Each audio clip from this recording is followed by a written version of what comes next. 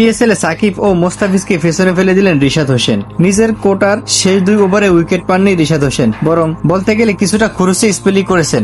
2 ওভারে যথাক্রমে 11 ও 12 রান দিয়েছেন, তবুও করাচি কিংসের বিপক্ষে 4 ওভারের শেষে রিশাদকে নিয়ে উচ্ছ্বাস। ধারাভাষ্য কক্ষ থেকেও রিশাদের জন্য ঝরছে স্বস্তি, কারণ মূল কাজটা রিশাদ সেরে ফেলেছিলেন তার স্পেলের প্রথম 2 ওভারেই। সেই 2 ওভারে রিশাদ রান দিয়েছেন 4টি, উইকেট নিয়েছেন 3টি। রিশাদের সময়টা লাহোর কালান্দার্সের বেশ দারুণই কাটছে বলতে হবে। নিজের সুযোগ পাওয়ার প্রথম ম্যাচে পেয়েছিলেন 3 উইকেট, সেটা আবার পিএসএল এর বেশ কিছু রেকর্ডই জন্ম দিয়েছিল।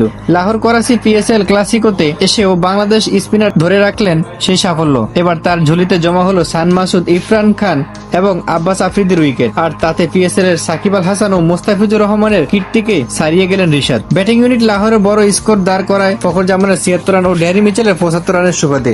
আর বোলিং ইউনিটে শাহিন আফ্রিদি শুরুর ওভারেই নিয়েছেন 2 উইকেট, আর মিডল অর্ডার বিধ্বস্ত করে দিয়েছেন রিশাদ হোসেন। গতকাল 3 উইকেটের পর পিএসএল এ রিশাদের উইকেট 6টি। পাকিস্তানের এই লিগে বাংলাদেশি বোলারদের মধ্যে সর্বোচ্চ উইকেটের তালিকায় 2 এখন এই লেগ স্পিনার নাম সাকিব আল হাসান এবং মাহমুদুল্লাহ রিয়াদ। এই দুজনের ঝুলিতে আছে 8টি উইকেট, আর মোস্তাফিজুর রহমানের 4টি।